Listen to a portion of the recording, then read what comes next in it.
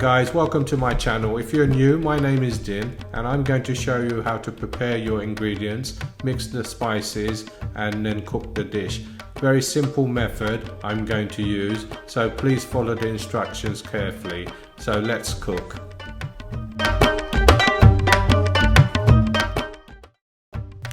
Hi everyone, today we're going to cook a lamb vindaloo and these are the ingredients we have. Today I'm going to use a little bit of tomato paste. Normally I don't use tomato paste.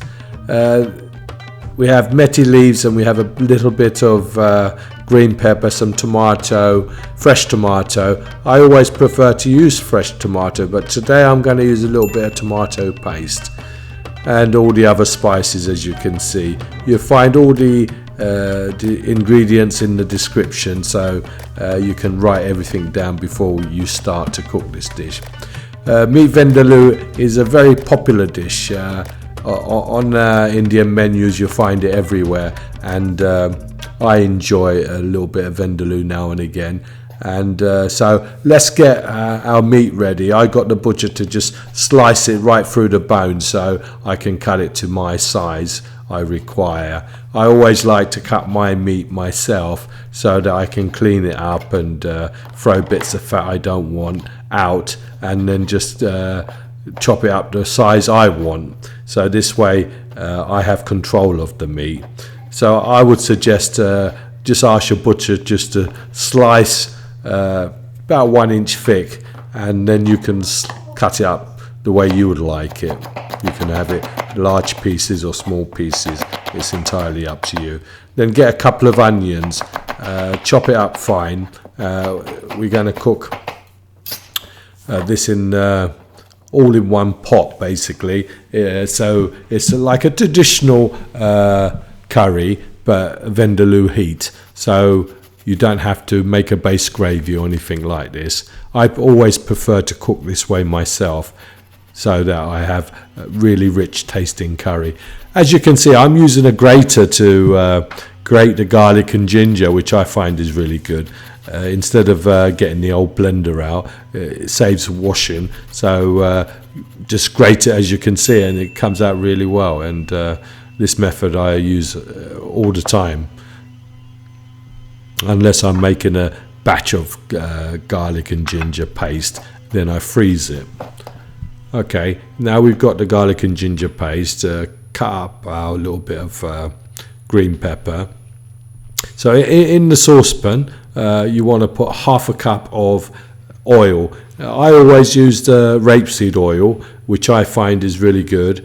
You can use whatever oil you prefer, so it's entirely up to you. You can use ghee as well if you like, but I find this is more healthier version to use rapeseed oil. Now put in your spices. In here I have bay leaves, cinnamon stick and cardamom.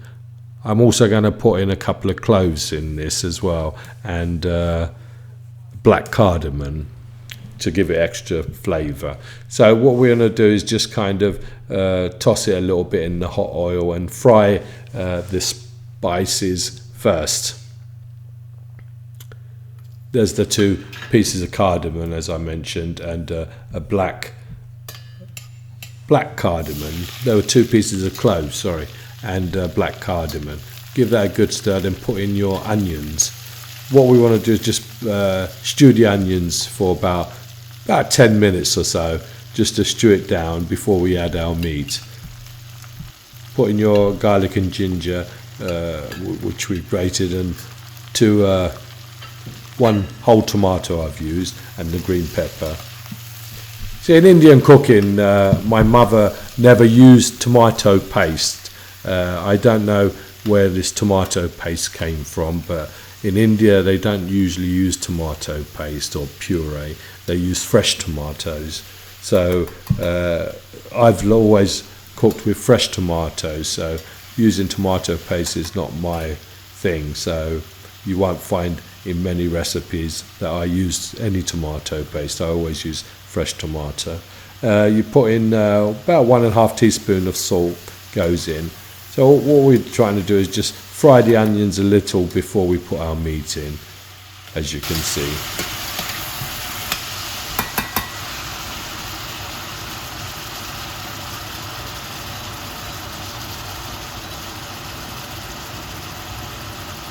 This is a quick way to cook a meat vindaloo. You don't have to make the base gravy and so on. This is basically what someone would cook at home for their family on an evening meal, with maybe a lentil dish to go with it as well.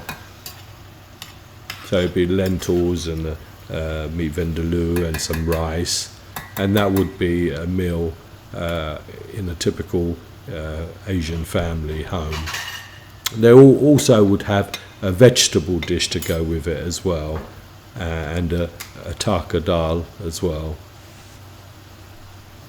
I remember when my mum used to cook, and we always used to have a fish dish, a meat dish, and a chicken and a dal, and a mixed vegetable as well. So you usually have a little bit of each one, and if there's leftover, we would eat that the following day with some more new dishes. So give this a good stir, as you can see, and just leave it for about 5 minutes or so on medium heat. We don't want to burn the onions.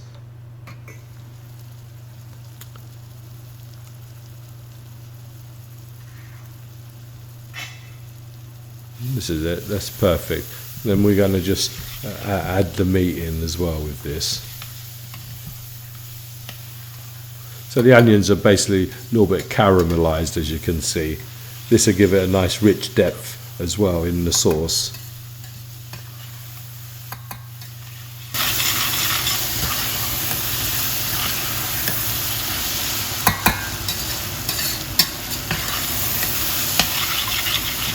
This dish will probably take from start to finish about just over 1 hour, about 1 hour 20 minutes, I would say.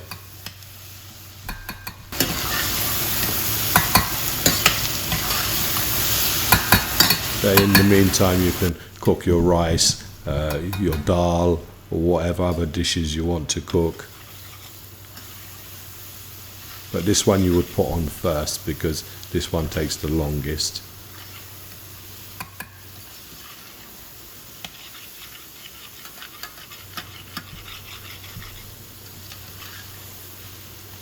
Keep taking any excess off the bottom so it doesn't stick. As you can see, the onions have nicely caramelized now, so this will give a nice depth and nice colour to our gravy. Then put in the meat.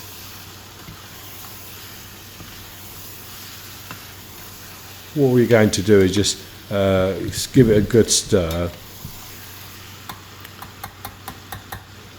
and cook it for just a few minutes before we add a little bit of water, and then we simmer process will start, where we would just cook it for another 35 to 40 minutes with the meat before we start adding any spices.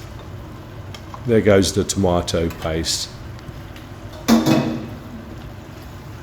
You don't really need to add the tomato paste if you haven't got it. I had some from another recipe I did, so I didn't want to throw it away. I thought I'd use it up. That's the beauty of curry. You can add things to it to give it more flavour and so on. It doesn't have to always be the same recipe. You can add to it, add other things to it and so on. This is looking good now.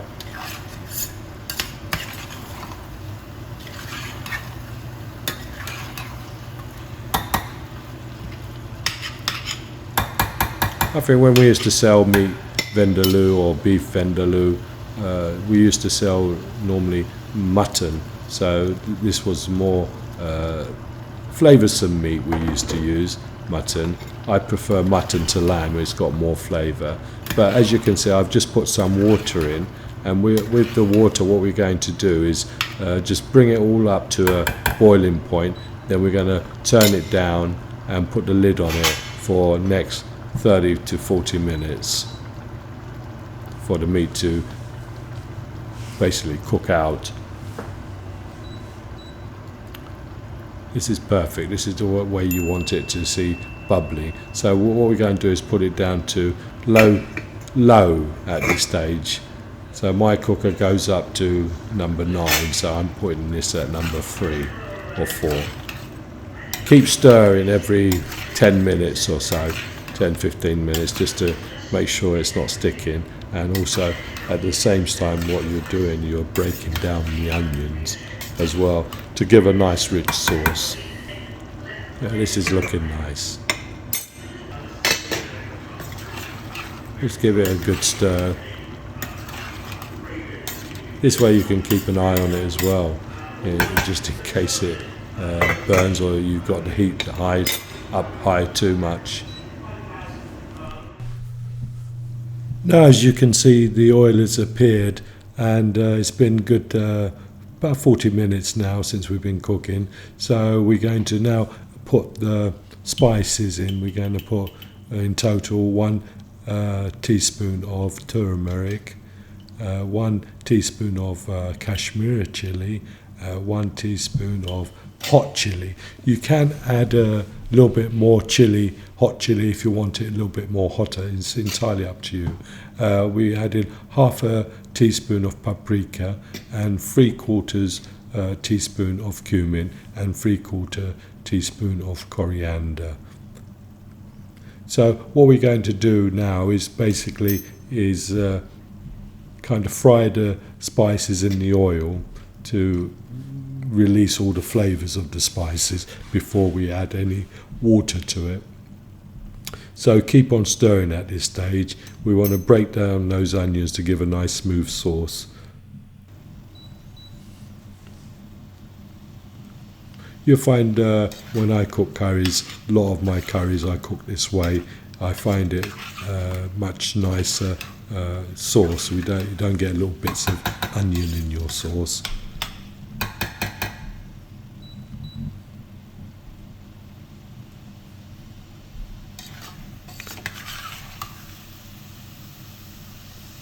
Yeah, this is looking good. So what we're doing is just going to keep on stirring, and now we just add in the methi leaves as well, which brings out more flavour to this dish, and 2 tablespoons of fresh lemon juice.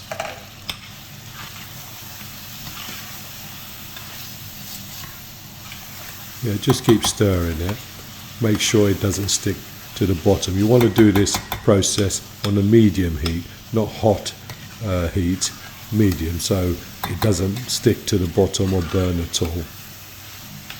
Yeah, this is looking nearly there before we add our water.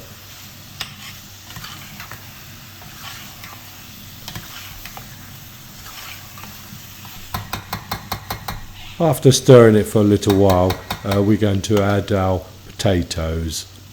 I've put in new potatoes here, 4 little new potatoes. I find that they don't break up and they stay firm.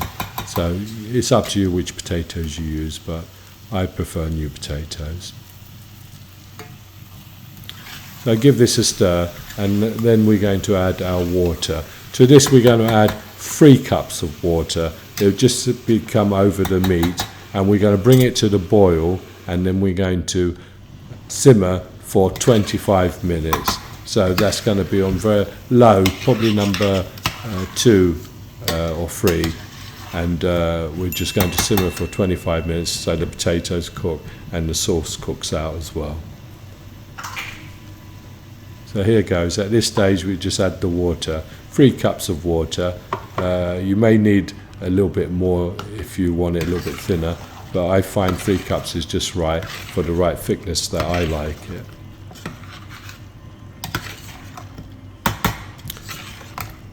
Put a cup at a time and keep stirring. We're still breaking down the onions here to give a nice rich and smooth sauce, so always add boiling hot water so the process doesn't stop cooking.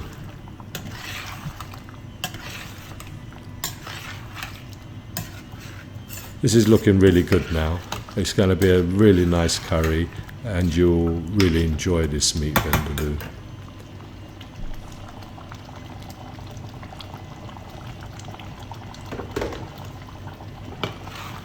Well, there you go. That's 3 cups of water. And this is my lamb vindaloo. I hope you enjoy it. Please let me know how you get on with this dish, because I know you love it, because it's one of my favourites, and I normally cook it when I get guests round, and I cook it when I fancy a little bit of lamb vindaloo as well. So let me know how you get on, and there you go, lamb vindaloo. Well, bye for now, and hope to see you soon. Remember to subscribe if you haven't done so already to get notified.